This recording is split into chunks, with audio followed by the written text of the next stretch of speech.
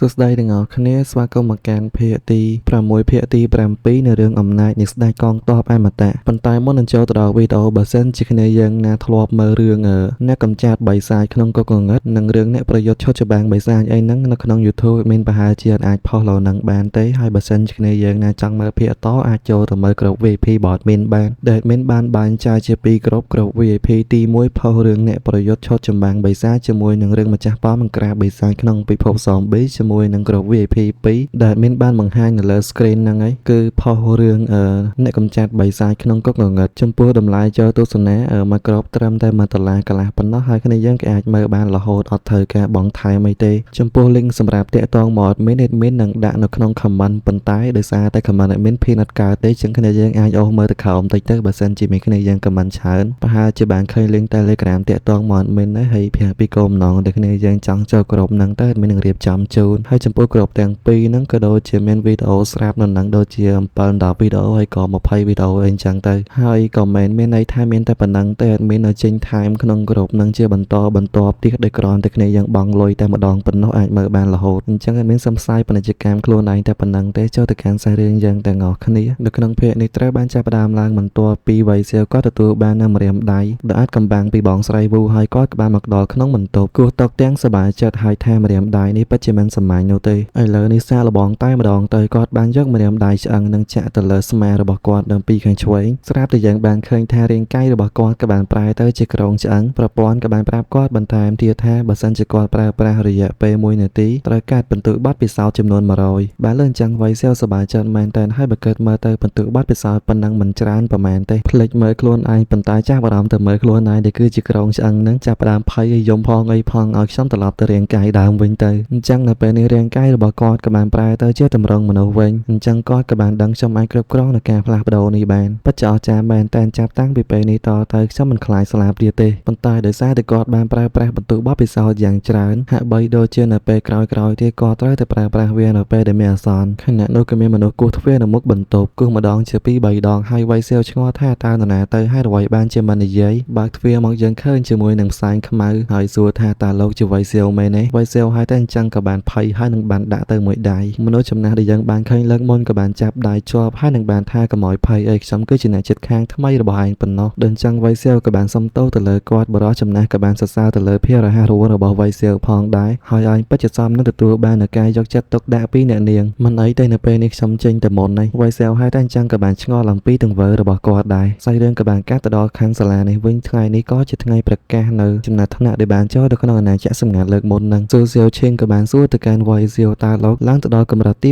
7ដោយរបៀបណាទៅវៃសៀវគាត់បានតទៅវិញខ្ញុំបានសម្លាប់បិសាចកម្រិតចវាយនាយអិសរៈជនក៏ដូចជាបិសាចតូចៗជាច្រើនទៀតបានលើថាបិសាចកម្រិតចវាយនាយស៊ូសៀវឈិងក៏បានថាវាមិនអាចទៅរួចទេលោកពិតជាកុហកអីរំពេចនោះនាយកវងក៏បានឡើងមកប្រកាសទៅកាន់សិស្សានុសិស្សទាំងអស់ថ្ងៃនេះដែរគឺជាថ្ងៃប្រកាសលទ្ធផលនៃការប្រឡងអ្នកដែលចោះចំណាត់ថ្នាក់លេខ1គឺជាវៃសៀវគាត់ប្រមាញ់បានបិសាចស្លាមកម្រិត5ជ្រូកព្រៃស្នែង1កម្រិត3បិសាចដើរកម្រិត4ខ្លួនគាត់ផ្ទាល់ក៏បានកើនឡើងរហូតទៅដល់ level 7បានលើនៅការប្រកាសបែបនេះហើយស៊ូសៀវឈិងនាងក៏បានជឿអំពីអ្វីដែលវៃសៀវបានយ៉ាងបាញ់មិញហ្នឹងចំណែកអ្នកដែលធ្លាប់សារចំអកទៅកាន់គាត់លើកមុនក៏មិនជឿដូចគ្នាថាវៃសៀវគឺជាអ្នកធ្វើហើយតែគាត់មិននឹងអាចវាដាច់ស៊ូសៀវឈិងជាមួយនឹងឈិនជីហៅបានទៅប៉ុន្តែម្នាក់នេះគេបានលើថាឈិនជីហៅត្រូវបានវៃសៀវវាយរហូតទៅដល់2ការនាយកវងគាត់ក៏បានប្រកាសបន្តថាចំណាត់ថ្នាក់លេខ2បានទៅលើស៊ូសៀវឈិងនិងបានប្រមាញ់ទៅលើបិសាចចចកកម្រិត5ហើយបានឡើងទៅដល់ level 5ដូចគ្នាចំណាត់ថ្នាក់ទី3លីឈៀងហើយនិងចំណាត់ថ្នាក់ទី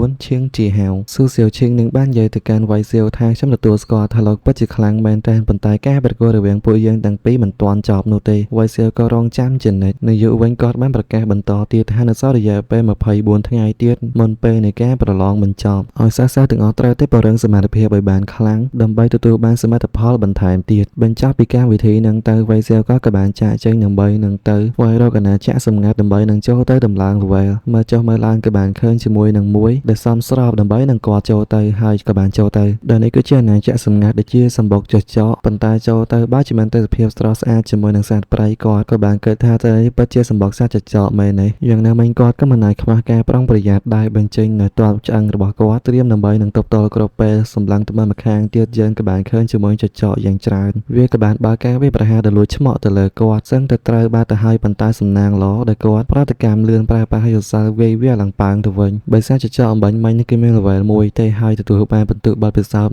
25 វាយសៀវក៏បានដឹងថាបើសិនជាចោលជាធម្មតារស់នៅជាក្រុមអញ្ចឹងប្រហែលជានៅមានច្រើនទៀតដូចយើងបានឃើញអញ្ចឹងបើសិនជាចោលក៏បានសម្រុកចូលទៅវាយសៀវក៏បានបញ្ជាក្រុងឆ្អឹងវេទមន្តគាត់បាញ់យុទ្ធសាស្ត្របណ្ដាលវាខ្ទាតផុងផាំងលទ្ធផលបើសិនជាចោលត្រូវបានគាត់សម្លាប់មួយក្រុមនៃចោលទាំងអស់ហើយក៏រំលឹកក្បាច់កូនចាស់ចេញប៉ែលមកមួយជីកប់បានធ្វើឲ្យគាត់ទទួលបានអាយថមយ៉ាងច្រើនប្រម៉ូទាំងអស់ទុកក្នុងថង់ផ្ទុកប៉ុន្តែគាត់បានចាប់អារម្មណ៍ទៅលើសភៅនៃការយល់ដឹងដែលវាមានសមត្ថភាពក្នុងការបង្កើនជំនាញរបស់គាត់មិនទុកយូរទេក៏បានប្រើប្រាស់ហើយបូករួមជាមួយនឹងបន្ទុកបទពិសោធន៍ដែលគាត់ទទួលបានថ្មីនេះក៏អាចធ្វើឲ្យគាត់ធ្វើនៅប្រសើរឡើងនៅបិសាចក្រុងឆ្អឹងជ្រូកស្នែងមួយបន្ទាប់ពីមានការវិវត្តយើងមើលទៅកាន់បិសាចក្រុងឆ្អឹងជ្រូកស្នែងមួយហាក់បីដូចជាមានសាច់មានឈាមអ្វីៗផ្សេងក៏បានប្រសើរឡើងផងដែរវៃសៀវបានដាក់ឈ្មោះឲ្យអាឈានការរួមបញ្ចូលជាមួយនឹងគុណលក្ខណៈ4វិមាត្រជិត2000ហើយកម្រិតជំនាញបានកើនឡើងដល់កម្រិត E បន្តមកទៀតគឺជាធូបគាត់ក៏បានដុតធូបវាមានប្រយោជន៍សម្រាប់ក្រុងឆ្អឹងវេទមន្តគាត់ដោយបានធ្វើឲ្យវាកើនឡើងទៅដល់កម្រិតមេ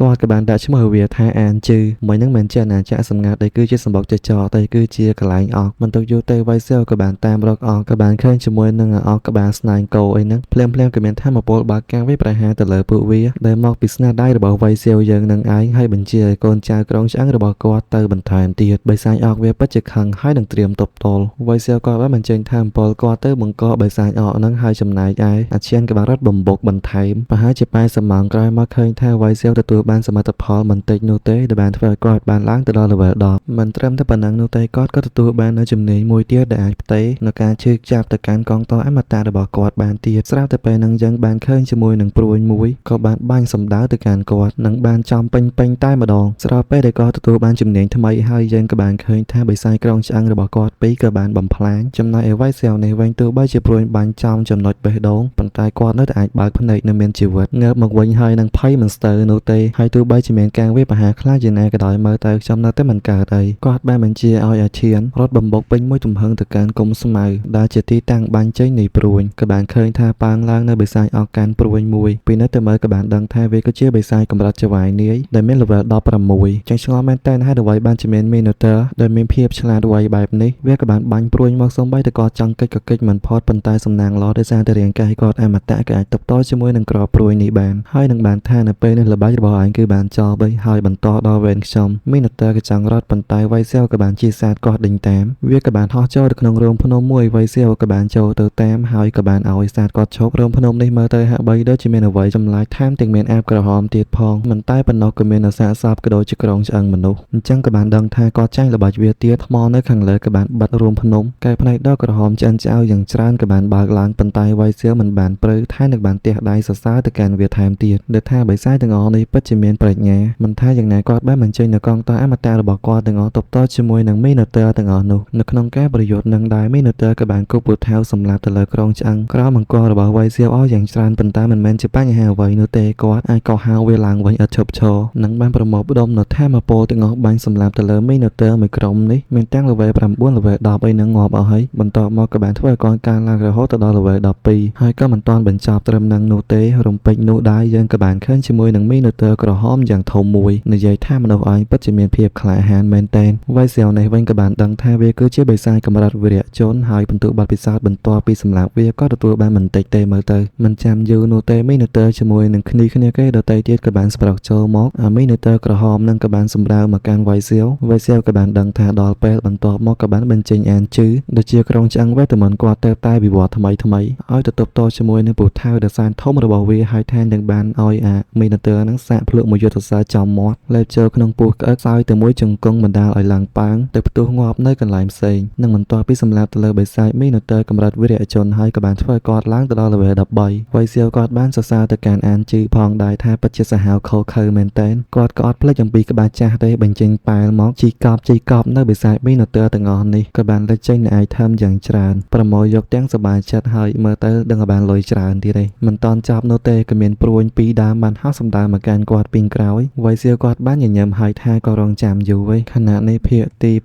7របស់យើងក៏បានបញ្ចប់ត្រឹមតែប៉ុណ្ណឹងនោះទេអធិស្ឋានរកកំហុសខុសឆ្គងដែលម្ដងមានហៅថាអុកម្ដងហៅថា Minotaur ដោយសារតែរឿងមួយហ្នឹងមានមើលហើយយូរពេកហើយដល់ពេលបានមើលម្ដងទៀតមកសម្រាយទៅដូចជារៀងភ្លេចអញ្ចឹងក៏បានហៅខុសអញ្ចឹងទៅហើយសង្ឃឹមថាគ្នាយើងក៏ជាស្រ័យត្រង់នឹងដែរហើយអញ្ចឹងបាយជួបគ្នាវីដេអូក្រោយ